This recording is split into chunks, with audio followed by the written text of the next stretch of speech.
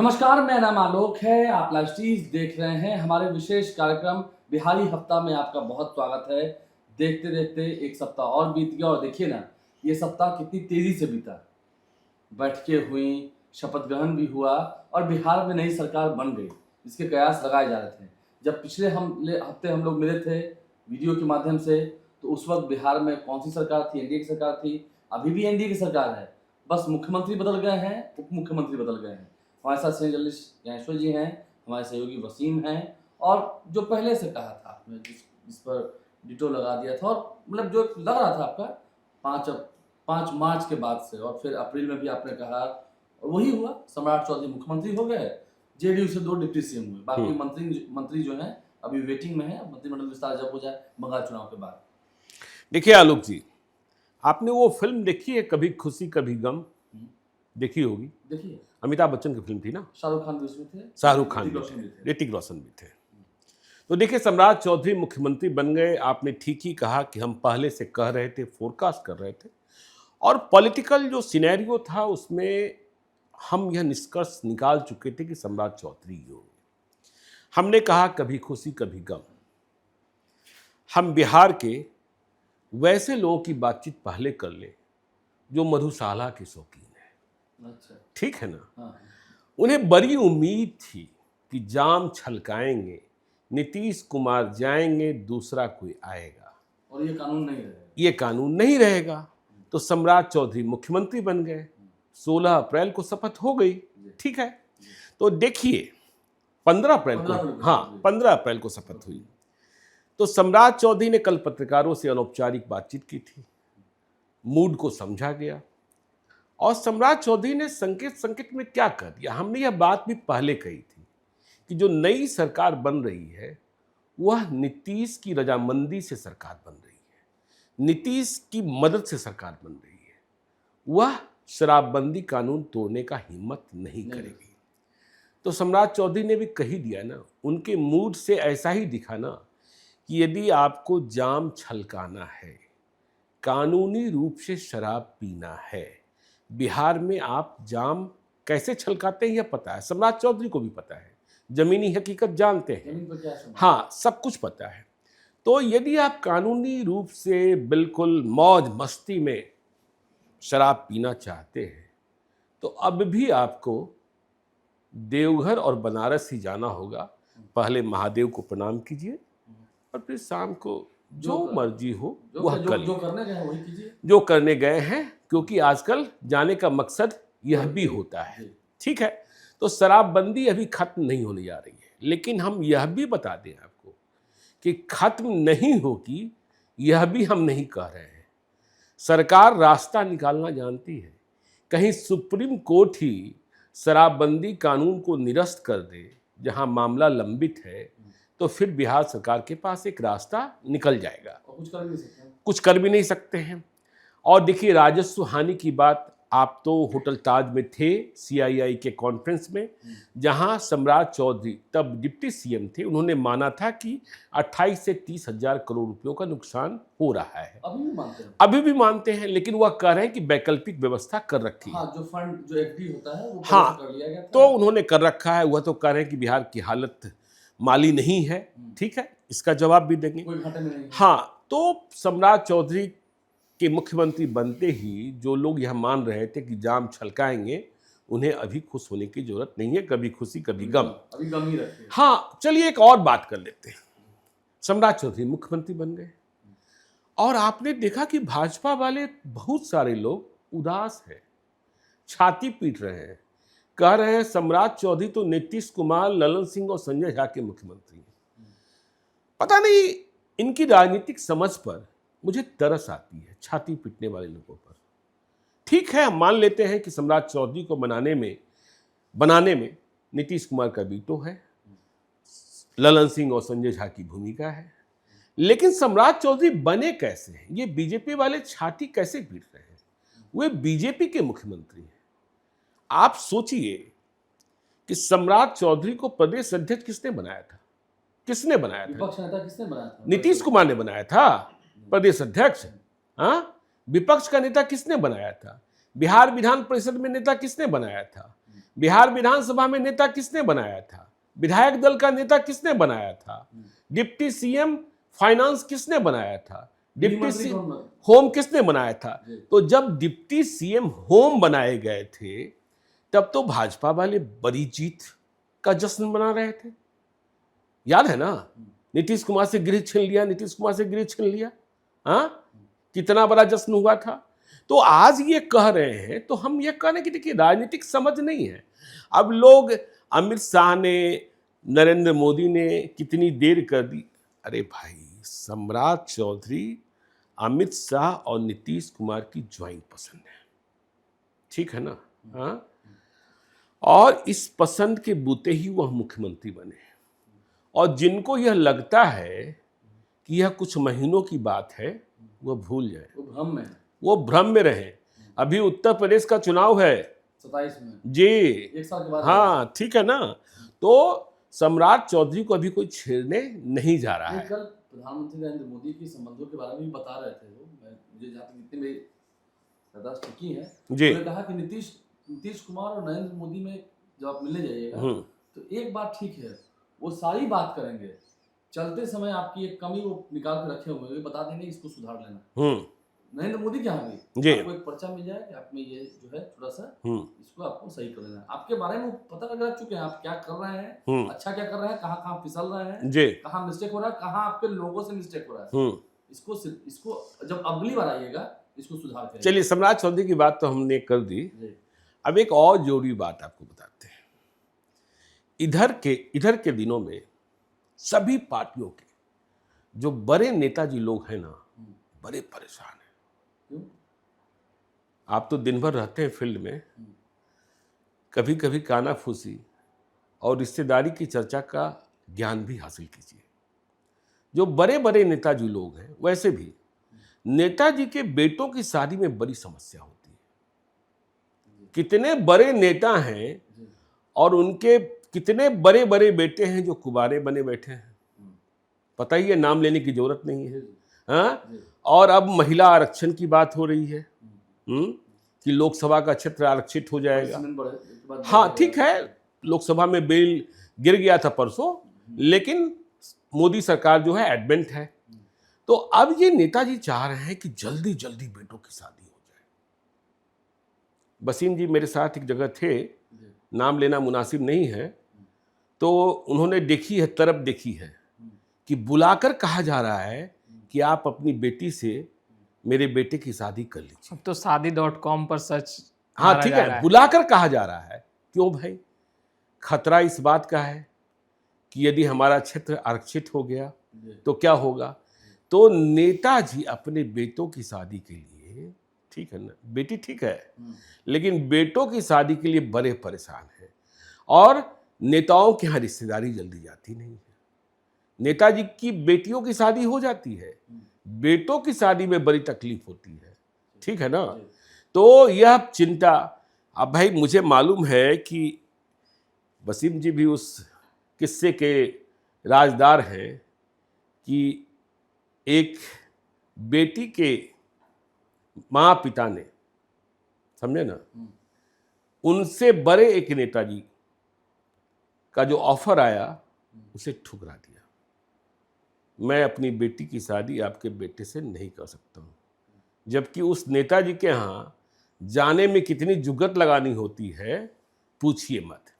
तो यह सब किस्सा भी चल रहा है, शादियों का भी। हाँ ठीक है ना, ठीक है, इसमें रहता है शादियां जल्दी जल्दी। क्या सही, मैंने सही कहा? बिल्कुल बिल्कुल सर ने सही कहा, और ये किस्सा बहुत दिलचस्प है। हाँ कभी सर विस्तार से बताएंगे, कभी विस्तार से बताएंगे कि भाई कैसे नहीं शादी हो रही है और कैसे कैसे ऑफर जा रहे हैं, और न लड़की तैयार हो रही है न लड़की के माता पिता तैयार हो रहे हैं। तो आपने, मुझे याद है एक बार आपने बताया था कि एक है कोई क्वीन है। नहीं नहीं, मैं नहीं, ये देखिए, मैं कहीं, हाँ वो अलग कहानी है, ठीक है ना। चलिए, तो भाई देखिए, सम्राट चौधरी मुख्यमंत्री बन गए हैं, और विजेंद्र प्रसाद यादव डिप्टी सीएम, विजय चौधरी डिप्टी सीएम, जेड श्रेणी की सुरक्षा मिल गई। हाँ, और निशांत कुमार को भी जेड श्रेणी की सुरक्षा मिल गई। ठीक है, तो जेड श्रेणी की सुरक्षा मिल गई और विजय सिन्हा की सुरक्षा घट गई, जेड हो गए। तो देखिए, अभी सबसे अधिक चर्चा विजय सिन्हा की हो रही है। विजय सिन्हा ने सम्राट चौधरी के नाम का प्रस्ताव रखते हुए कहा भी था कि हम अपने कमांडर के आदेश को मान रहे हैं। तो विजय सिन्हा की सुरक्षा कम हुई। कौन सा समाज दुखी है यह भी आप जानते हैं, और समाज के भीतर का क्या संघर्ष है यह भी आप जानते हैं। किन नेताओं में प्रतियोगिता है यह भी आप जानते हैं। वसीम जी पता है ना, आप तो उन्हीं इलाकों से आते हैं, आलोक जी आपको भी पता होगा। तो अब देखना यह है कि विजय सिन्हा सम्राट चौधरी से भी मिल चुके, और आपको याद होगा कि विजय सिन्हा के बेटे की शादी थी तो प्रधानमंत्री नरेंद्र मोदी उनके सरकारी आवास पर चले गए थे। तो विजय सिन्हा मंत्री बनेंगे, मुझे ऐसा लगता है, ठीक है। हाँ, डिप्टी सीएम बन नहीं सकते हैं, लेकिन विजय सिन्हा किस विभाग के मंत्री बनेंगे यह महत्वपूर्ण है। उससे उनकी पावर की नहीं, पावर की बात नहीं है। देखिए अहमियत कितना आपको देखिए तवज्जो मिला।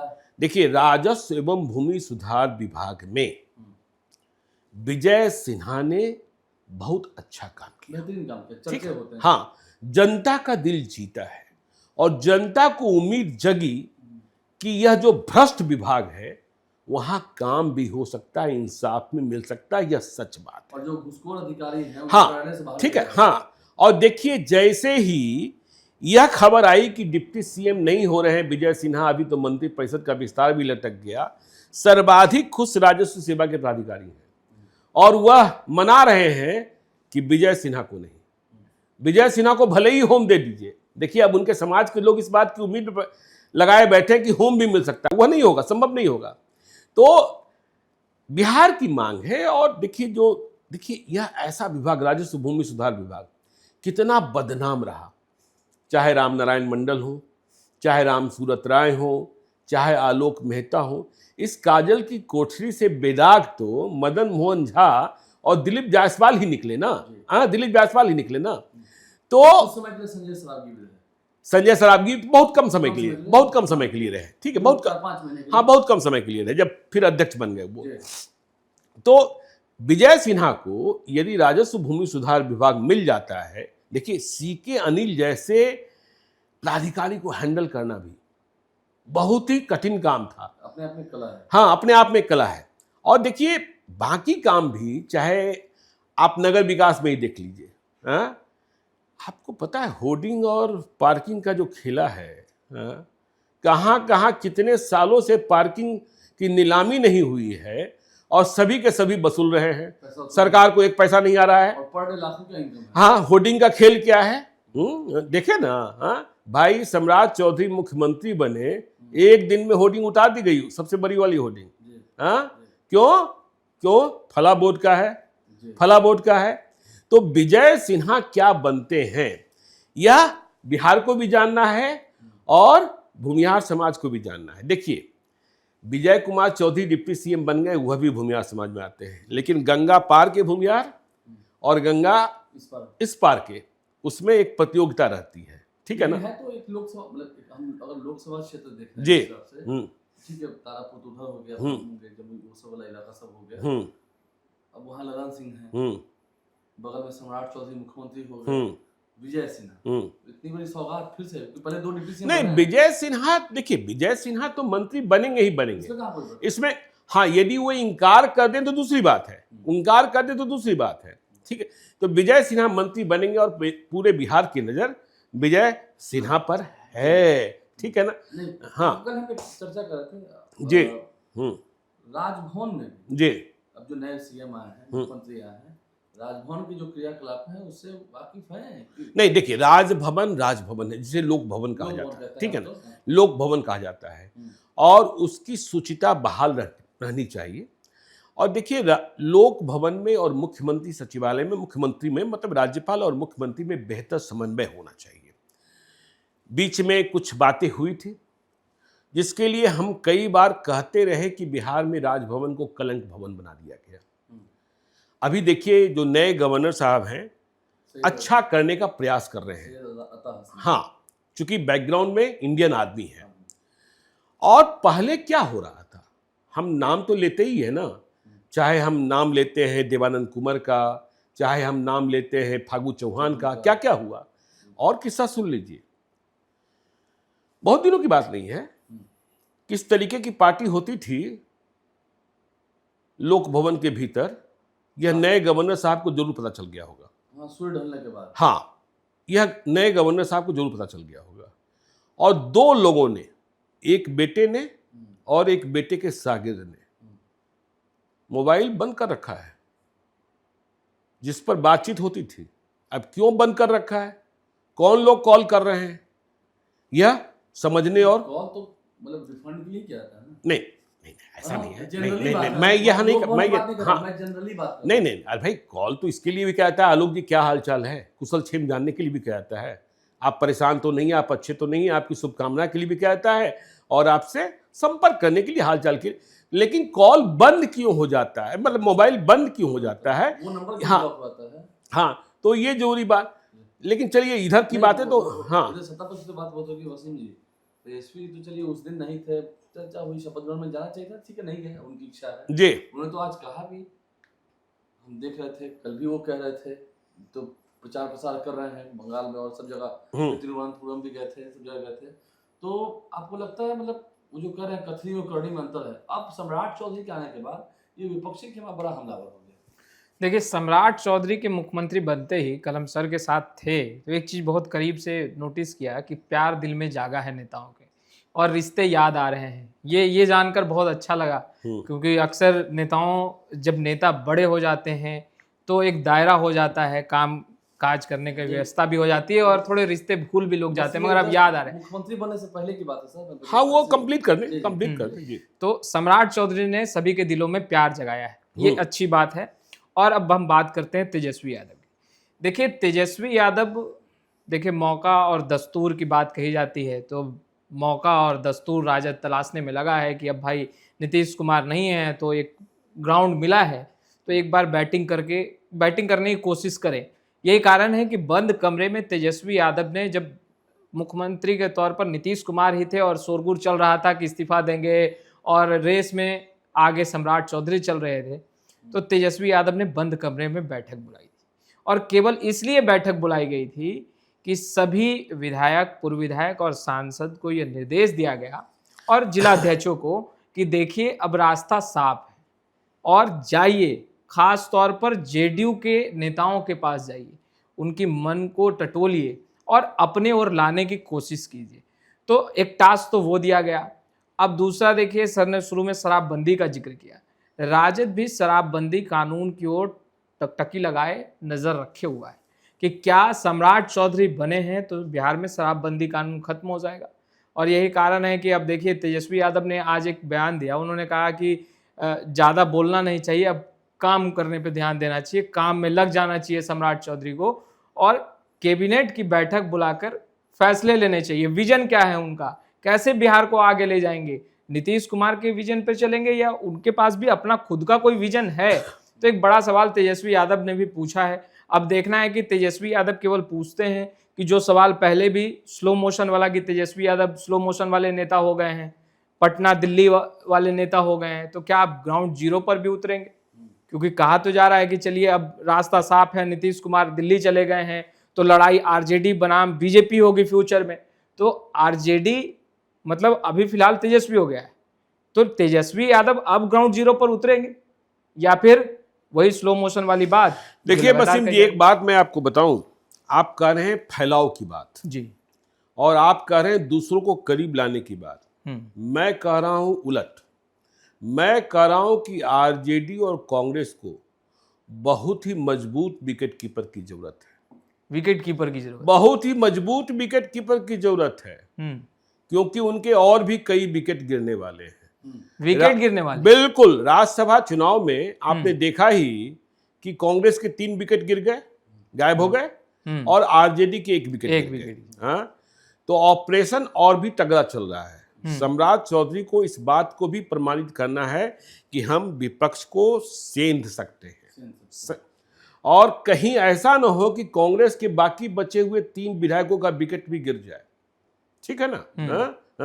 और हाँ, सुपरा ही साफ हो जाए कांग्रेस पार्टी का बिहार में और आरजेडी में भी। अब देखिए, जो जो विकेट गिरे हैं, मुझे विपक्ष के एक नेता बता रहे थे कितनी पीड़ा है, नाम लेना मुनासिब नहीं है। वह कोई संस्थान चलाते थे, उसके रिन्यूअल का सवाल था। तो महागठबंधन के नेताजी को लगा कि सरकार हमारी है, हमको कहाँ नजराना देना होगा। और नजराना कोई 1 लाख 2 लाख 5 लाख का थोड़े न था, नजराना की राशि तो बहुत बड़ी होती थी। लेकिन खबर आ गई कि भाई आप नेताजी हैं चाहे जो है, हाँ आपका आया नहीं है तो आपका रिन्यूअल भी नहीं होगा। तो नेताजी को भी नजराने की राशि लेनी पड़ी, बड़ी राशि थी। हाँ दे भी दिया, क्योंकि संस्थान तो चलाना ही चलाना है। तो अब जब नेताओं की बारी आ रही है तो उन्हें लग रहा है कि जब अपनों ने पैसा लिया सरकार में रहकर, तो भाई अब जब मुझे मौका मिल रहा है तो हम दूसरे से क्यों न ले लें। तो इसलिए हमने कहा कि बहुत ही मजबूत विकेट कीपर रखने की जरूरत है। कांग्रेस पार्टी की आप देख ही रहे स्थिति क्या है। हाँ भाई, अध्यक्ष की स्थिति क्या है, प्रभारी की स्थिति क्या है, अखिलेश सिंह से क्या अनबन है, पप्पू यादव से क्या अनबन है। तो यदि विकेट कीपर मजबूत न रहा तो नेता प्रतिपक्ष की कुर्सी पर भी खतरा हो जाएगा। आपको बड़ी बात बता रहे हैं। इसी में हम जोड़ते हैं जी, हाल ही में बस सीएम बनने से पहले विधानसभा में ही एक दिन हम मौजूद थे। सूबे के गृह मंत्री भी आए हुए थे और उनकी नजर, जो भी मुख्यमंत्री हुए, उनकी नजर मुझ पर पड़ गई। तो ठीक बगल में एक आरजेडी के मजबूत स्तंभ खड़े थे नेताजी, उनको कुछ काम करना था। तो उन्होंने हमको ऐसे डिच किया कि टुके ना। हम बोले कि आपका दरबार, हमने जानबूझ के कहा कि आपका दरबार थोड़ी खुलता है हम लोग के लिए। तुरंत आपके गृह मंत्री सम्राट चौधरी, उन्होंने कहा कि अरे क्या बात है आपके लिए, आइए। हमने इशारा किया ऐसे आंख से, मतलब विपक्ष के नेताजी को उन्होंने कहा कि आप नहीं, ये मेरी से बात हो रही है। डिच तो हमको किया था विपक्ष नेता द्वारा, तो हमने आंख से इशारा किया ऐसे। तो बोले कि हाँ समझिए कभी इनको साथ लाना है, क्योंकि इनको काम था, हम तो एक सिर्फ जरिया बन रहे थे। नहीं, आप माध्यम भी बनते हैं, ये सब काम भी करते हैं। हाँ ये सब काम भी करते हैं। ये काम नहीं करते हैं, ये काम नहीं करना चाहिए। ये काम करते हैं। उन्होंने कहा कि हमने सिर्फ इशारा किया, हमने बता दिया कि ये। अब ठीक है, वो दो अपना अलग जाके क्या बात कर रहे थे। नहीं, इन सब कामों से दूर रहिए, इन सब कामों से। हाँ हमने कहा, हमने इशारा कर दिया। नहीं, इशारा भी आपको नहीं करना चाहिए। खैर चलिए, तो देखिए हम ये कह रहे थे तब नेता प्रतिपक्ष की कुर्सी पर भी संकट पैदा हो जाएगा। इसलिए बहुत ही मजबूत विकेट कीपर। और आरजेडी में क्या है, आप मंगनीलाल मंडल जी की बात कर रहे थे। देखिए, हम मंगनीलाल मंडल जी के बारे में नहीं कह रहे हैं, लेकिन वक्त आ गया है युवा नेतृत्व को आगे बढ़ाइए, महिला नेतृत्व को आगे बढ़ाइए, नहीं तो समस्या होने वाली है, बड़ी समस्या होने वाली है। और हर पार्टी की समस्या है। अभी आपने देखा ना कि अभी शुक्रवार को पटना के मैरीन ड्राइव पर एक रन फॉर नारी शक्ति किया गया था। श्रेयसी सिंह ने आयोजन किया था, सम्राट चौधरी भी गए थे गंगा किनारे। तो आयोजन बड़ा भव्य था, बड़ी संख्या में भागीदारी थी, सम्राट चौधरी भी थे। लेकिन महिलाओं का जब बोलने की बारी आई, श्रेयसी सिंह तो फरातेदार बोलती हैं, तो नाम पुकारे जा रहे थे। संगीता कुमारी मोहनिया की विधायक बोलने को आगे नहीं आई पहले। मीना कामत बोलने को आगे नहीं आई। एक और विधायक का मैं नाम, रमा निषाद बोलने, मंत्री रही हैं, बोलने को आगे नहीं आई। एक रश्मि वर्मा है, किसी कमेटी में है, आयोग में है, बोलने को आगे नहीं आई। तो फिर जेडीयू की शालिनी मिश्रा का नाम आया। अनाउंसर अचंभित, ये महिलाएं बोल ही नहीं रही हैं, ये महिलाएं बोल ही नहीं रही हैं। तो खैर शालिनी मिश्रा ने मोर्चा संभाला। फिर ये महिला नेता जो पहले नहीं बोली थी वह भी बोली। तो देखिए, अब आपको युवा नेतृत्व, महिला नेतृत्व और डायपर वाले नेताओं से बचने की जरूरत है, जो डायपर लगा के चलते हैं। बिल्कुल ठीक है ना, डायपर लगा के चलते हैं और इस उम्र में भी सब कुछ प्राप्त कर लेना चाहते हैं, वैसे नेताओं से बचने की जरूरत है। एक बात और आपको बताएं आलोक जी, बिहारी हफ्ता में सम्राट चौधरी मुख्यमंत्री बन गए, विजय कुमार चौधरी और विजेंद्र प्रसाद यादव डिप्टी सीएम बने। ज़्यादा सीनियर विजेंद्र प्रसाद यादव हैं, लेकिन नंबर 2 विजय कुमार चौधरी ही हुए। ठीक है, मंत्रिपरिषद के बाकी सदस्यों ने शपथ क्यों नहीं ली, इसका असली कारण आपको पता है? बीजेपी की लिस्ट नहीं, बंगाल चुनाव नहीं, आप लोग बिल्कुल उसमें हैं, अंदर की बात नहीं जानते। लिस्ट बनाने में इतना वक्त नहीं लगता है, ठीक है ना। और ठीक है, बंगाल चुनाव की व्यवस्था है, बीजेपी की ज़्यादा व्यवस्था है, जेडीयू के नेताओं की तो व्यवस्था नहीं है। सर नए चेहरे की तलाश भी है। नहीं, मैं बता रहा हूँ कहाँ बात अटक गई। हुआ ये कि इस बार जेडीयू को अपने सभी मंत्रियों को शपथ दिलानी थी। अभी कितने जेडीयू के मंत्री थे? अभी 8 थे। 8 थे। नीतीश कुमार को लेकर। हाँ, तो 15 से 17 नए मंत्री होते, निशान के लिए एक रिक्ति खाली रखी जाती। तो नीतीश कुमार ने क्या किया कि जो पुराना मंत्रिपरिषद था, मतलब 2025 वाला नहीं, 2025 के विधानसभा चुनाव के पहले वाला, उसमें जेडीयू के जितने मंत्री थे, मतलब जिसमें 15-17 थे, जिसमें शीला मंडल भी, जयंत राज भी, तमाम लोग थे, हाँ, वह पूरी सूची सौंप दी कि इन सबको शपथ दिला दीजिए। हाँ, उसमें तो सुमित सिंह भी होंगे। नहीं, सुमित सिंह तो खैर हार गए थे, तो वहां से निकल जाना स्वाभाविक था, ठीक है ना। पूरी सूची सौंप दी। अब जैसे ही यह सूची सौंपी गई तो दोनों पक्ष असहज हो गया, दोनों पक्ष असहज हो गया कि उनमें कई नाम हैं जिनको लेकर कई तरीके की चर्चाएं होती है। तब ये हुआ कि अब नीतीश कुमार से विमर्श करना होगा, उनकी सेहत कैसी है, ललन सिंह संजय झा ठीक से समझाएंगे, तो इसे टाला गया। अभी असली कारण वो है। और देखिए, अभी आपने विभागों का बंटवारा देखा तो आपको तो ये लग रहा है कि विभाग तो जैसे पहले थे वैसे ही आ गए, लेकिन यह विभाग अभी थोड़े से चेंज होंगे। जैसे देखिए, अभी आपने देखा होगा कि आईपीआरडी, सूचना एवं जनसंपर्क विभाग, वह जेडीयू के खाते में, यह विभाग जेडीयू के खाते में नहीं रह सकता है। यह विभाग निश्चित तौर पर बीजेपी के खाते में जाएगा। मुख्यमंत्री भाजपा के होंगे और मीडिया, पब्लिक रिलेशन जेडी दिखेगी। यह संभव नहीं होगा, तो चेंजेज होंगे। और देखिए, कुछ मंत्री हटेंगे भी जो सिटिंग थे, ठीक है ना। कुछ मंत्री हटेंगे भी, बीजेपी से ज्यादा संभावना है, ठीक है ना। और कुछ वैसों को शामिल कराया जा सकता है जिन्होंने राज्यसभा चुनाव में कांग्रेस के 3 विधायकों को और आरजेडी के 1 विधायक को गायब कराने में बड़ी भूमिका निभाई है, ठीक है। जिनके पास चार्टर्ड प्लेन था, जिनके पास 4 दिनों तक चार्टर्ड प्लेन था, आलोक जी, और जिन्होंने महागठबंधन की सरकार खत्म होने के बाद एनडीए की सरकार बनने के वक्त रोहतास सासाराम से मुरारी गौतम और संगीता कुमारी को तोड़ा था, ठीक है। उनको तो एक और रिवॉर्ड लगता मिला भी था। हाँ, तो फिर से भाई और भी जिम्मा है, ठीक है ना, और भी जिम्मा है, तो यह भी हो सकता है, ठीक है ना। तो इसका भी ध्यान रखिएगा कि अंतिम परिषद।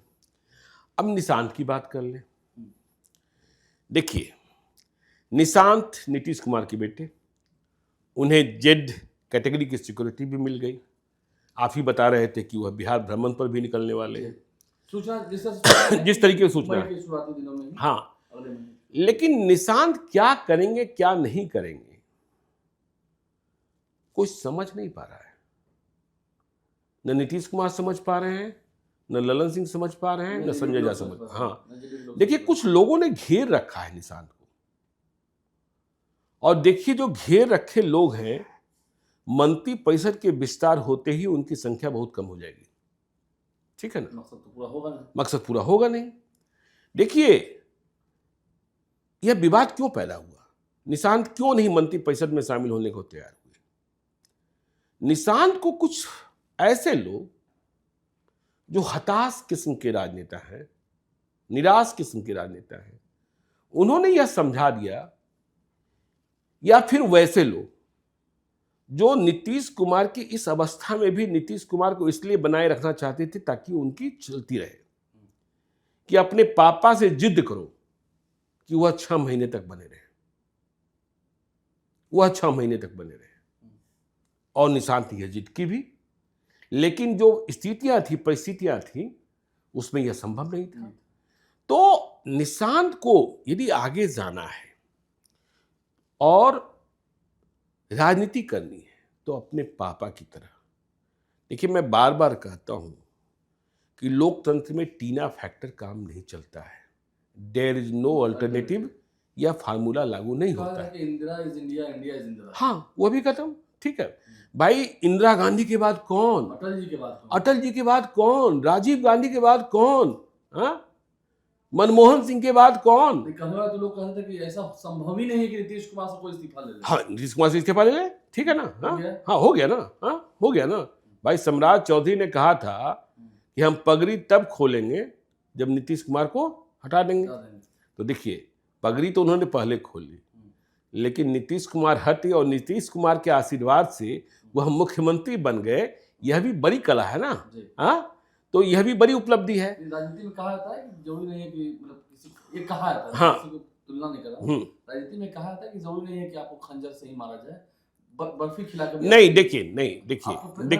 देखिए, सम्राट चौधरी और नीतीश कुमार की केमिस्ट्री ऐसी बन गई, नहीं सम्राट चौधरी, देखिए गलत संदेश चला जाएगा, सम्राट चौधरी और नीतीश कुमार की केमिस्ट्री ऐसी बन गई जिसमें वह पिता पुत्र की तरह दिखने लगे। हमने एक दिन अजीत द्विवेदी शो के में बताया भी था कि उन्होंने हमारे एक संवाद में, एक बातचीत में क्या कहा था, तो सम्राट चौधरी ने वह उपलब्धि हासिल कर ली।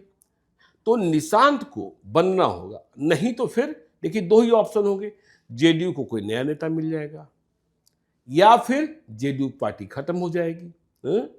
और देखिए हम तो बार बार कह रहे हैं कि देखिए जो लोग ललन सिंह और संजय झा को विलेन के रूप में देख रहे हैं, उन्हें राजनीतिक समझ नहीं है। समझ इसलिए नहीं है कि यदि ये दोनों न होते तो जेडीयू पार्टी नीतीश कुमार की जो अवस्था है वह खत्म हो जाती। नीतीश कुमार की यह अवस्था कब से है? ये है 2022-23 के बाद। 2022-23 के बाद से है, हाँ, जब नीतीश कुमार सब कुछ भूलने लगे, नीतीश कुमार का अपीयरेंस कम हुआ, विधान परिषद में बोलने लगे, तो ऐसे में क्या चुनौतियां थी? चुनौतियां थी कि नीतीश को हारे हुए योद्धा के रूप में बिहार विदा करे या फिर जीते हुए विजेता के रूप में, ठीक है, विदा करे। विधानसभा चुनाव के पहले ही नीतीश कुमार की क्या स्थिति है यह प्रधानमंत्री नरेंद्र मोदी अमित शाह को भी पता थी। तो पहले तो नेतृत्व देने को ही तैयार नहीं हुआ जा रहा था, लेकिन नेतृत्व लिया गया कि नीतीश कुमार के नेतृत्व में ही चुनाव लड़ा जाएगा। और फिर इस तरीके की व्यवस्था की गई कि पब्लिक को बहुत पता न चले, और फिर नीतीश कुमार जीत कर आए। नीतीश कुमार हारे हुए योद्धा नहीं, जय विजय बिहार के साथ, प्रचंड बहुमत के साथ कि नीतीश ही बिहार है, बिहार ही नीतीश है, बगैर नीतीश के बिहार में आप कुछ दर्ज नहीं कर सकते। भले बाद में जो हुआ, लेकिन बाद में भी जो हुआ वह नीतीश कुमार की मर्जी से हुआ। अब आम लोग तो यही कह रहे हैं ना, तो आप वैसे भी समझिए कि आप एक और चर्चा करते हैं कि 2 गुजराती पूरे देश पर राज कर रहे हैं, हाँ? तो फिर बिहार में देखिए, यदि वही थ्योरी सच है कि नीतीश ने ही ललन सिंह और संजय झा ने ही बनवा दिया, तो ये 3 बिहारी उन दोनों के चलने तो नहीं दिए, हाँ, उन दोनों के चलने तो नहीं दिए, हाँ भाई। मैं मानता हूं सम्राट चौधरी को भाजपा ने बनाया, नीतीश की रजामंदी थी। यदि भाजपा ने नहीं बनाया होता तो प्रदेश अध्यक्ष क्यों बनाए जाते, हाँ, विधायक दल के नेता क्यों बनाए जाते, उप मुख्यमंत्री क्यों बनाए जाते? तो ये तमाम बातें हैं। एक चर्चा होती है, हम लोग देख रहे हैं जी, थोड़ा बदलाव की जरूरत है। मैं भी देखता रहा हूँ आरजेडी बीट को, कवर करता रहा हूँ। आपको भी याद होगा, मैं भी पहले कहता था, ये हकीकत भी थी कि अगर तेजस्वी यादव पटना में है तो 5 बजे शाम में मिलते थे लोगों से, जनसंवाद। आपने कहा भी पार्टी को मजबूत करना है, ये करना है, लोग, अरे आप तो लोगों से इंटरेक्शन बढ़ाइए। आज देखिए ना भाई, सम्राट चौधरी ने कह दिया ना कि जनता दरबार हम नहीं लाएंगे, हम सहयोग कार्यक्रम करेंगे। मैं सहयोगी हूँ, हाँ, मैं सहयोगी हूँ, ठीक है ना भाई। यदि आप राजनीति में मिलेंगे नहीं, यही मैं फिर से दोहरा देता हूँ, यह बात मैं कई बार बता चुका हूँ लोगों को कि शिवानंद तिवारी का एक किस्सा है। शिवानंद तिवारी लालू यादव और नीतीश कुमार के साथ काम किए हुए हैं, दोनों को लालू और नीतीश कहकर बुलाने की क्षमता रखते हैं। तो एक बार नीतीश कुमार ने पूछा, बाबा हमारे और लालू जी में क्या फर्क है? तो शिवानंद तिवारी ने कहा, अंतर तो छोटा है लेकिन बहुत बड़ा अंतर है। तो नीतीश कुमार ने पूछा क्या? तो शिवानंद तिवारी ने कहा कि चुनाव के बगैर जनता के लिए आपका फाटक बंद रहता है और लालू यादव का फाटक 365 दिन खुला रहता है। और लालू यादव अपने कार्यकर्ताओं को दूर से ही पहचान लेते हैं। जैसे आप मान लीजिए कार्यकर्ता हैं, आप 6 महीना के बाद भी आ रहे हैं, आप पहुंचे हैं बिना बताए, दूर से ही उन्होंने देखा आलोक आ रहे हैं, आलोक के साथ 5 लोग और भी हैं, उनके समर्थक कार्यकर्ता गांव के होंगे, तो वहीं से लालू यादव कहेंगे अरे कहाँ आलोक, कहाँ इतने दिन से थे। इसका असर क्या होता था कि जो आपके साथ 5 लोग आए हैं उनको यह लगा कि लालू जी हमारे आलोक जी को जानते हैं, तो एक छाप बन गई। और आपने कहा क्या बोलता है, मुलाकात हो गई, चाहे आप खड़े हैं चाहे बैठे हैं, आपने कुछ समस्या, लगाओ रे फोन डीएम को, लगाओ रे फोन एसपी को, हाँ काम हो ना हो अलग बात है। हाँ भाई, जनता को यह हो गया कि हम गए आलोक जी के साथ, तो लालू जी तो आलोक जी को दूर से ही पहचान लिए। नीतीश जी के यहाँ मिलना ही कितना मुश्किल। अभी देख रहे हैं ना आप, बाद में क्या व्यवस्था होगी। सम्राट चौधरी ने अभी खुला दरवाजा रखा है, जिसको आप देख रहे हैं हवाई चप्पल, हाँ जिसको आकर मिलना है, आइए मिलिए, जिसको हाँ खाली टोपी मत पहनाइएगा, टोपी नहीं पहनाएगा, हाँ ठीक है, भगवा गमछा दे दे तो ले लेते हैं। हाँ नहीं भगवा गमछा दे दे, कोई गमछा दे दे, उसे कोई फर्क नहीं पड़ता है। देखिए सम्राट चौधरी जो है ना, सब जगह से आए हैं ना, हरा गमछा में भी दिक्कत नहीं है। पार्टी जो है, पार्टी की नीति भी सबसे बड़ी होती है। नहीं भाई वो तो है ही, वो है ही, हाँ वो है ही। तो खैर वसीम जी, क्या लगता है थोड़ा व्यवस्था चेंज करना चाहिए आरजेडी की? बिल्कुल व्यवस्था चेंज करना चाहिए, और हम सर के बात से भी हम एकदम सहमति रखते हैं कि अब नौजवान को आगे करना होगा आरजेडी को। और जब तेजस्वी यादव को युवा नेता बोल करके लालू प्रसाद यादव ने आगे किया, तो अब तेजस्वी यादव की भी जिम्मेदारी बनती है कि जो सालों से खट रहे हैं। अरे आपके पास फायर ब्रांड ऋतु जायसवाल थी, वो भी चली गई। बिल्कुल, हर पार्टी महिला नेताओं को खोज रही है। और देखिएगा इस बार मंत्रिपरिषद में महिला मंत्रियों की संख्या बढ़नी चाहिए। हाँ एनडीए में बिल्कुल बढ़नी चाहिए। हाँ देखिए, श्रेयसी सिंह रमा निषाद उधर हैं, लेसी सिंह इधर हैं, संख्या बढ़ेगी, संख्या बढ़ेगी, ठीक है ना। सबके बारे में जानकारी ली जा रही है, कौन क्या कर रहे हैं जी बिल्कुल। तो इस बिहारी हफ्ता के पूरे कार्यक्रम में, इस विशेष कार्यक्रम में आपने जाना क्या सच्चाई है। जो लोग दिल थाम कर बैठे हुए थे, इंतजार कर रहे थे कि अब शाम रंगीन होगी, उनके लिए भी दुख भरी खबर तो जाइए ना काशी और बाबा बैद्यनाथ धाम। हाँ हाँ बिल्कुल, धर्म का भी काम हो जाएगा। हाँ ठीक है, अब महादेव को कहाँ गुरेज और परहेज है, वह तो गरल पीते ही पीते हैं। लेकिन बिहार वाले आदि भी हैं, महादेव नहीं है, बिहार वाले आदि भी हैं सर, एक पन दो काज करने ठीक है, लेकिन द्वादश ज्योतिर्लिंग है ना भाई, द्वादश ज्योतिर्लिंग तो ठीक है, ये बातें रही। और हाँ थोड़ी कड़ाई होगी बिहार में, कड़ाई नहीं तो आएंगे। नहीं देखिए, लॉ एंड ऑर्डर तो फर्स्ट प्रायोरिटी होगी ना, दारू पीने वालों पर कड़ाई नहीं होगी। चलिए ठीक है, आप इसी से अपने हमारे चैनल को सब्सक्राइब कर लें। इस विशेष कार्यक्रम को आपने देखा है, कैसा लगा, क्या आप अपना संदेश देना चाहते हैं, कमेंट बॉक्स में बताइएगा। हमारे चैनल को सब्सक्राइब कर लें। इस वीडियो को अगर आप फेसबुक पर देख रहे हैं तो पेज को लाइक करना अपने। धन्यवाद।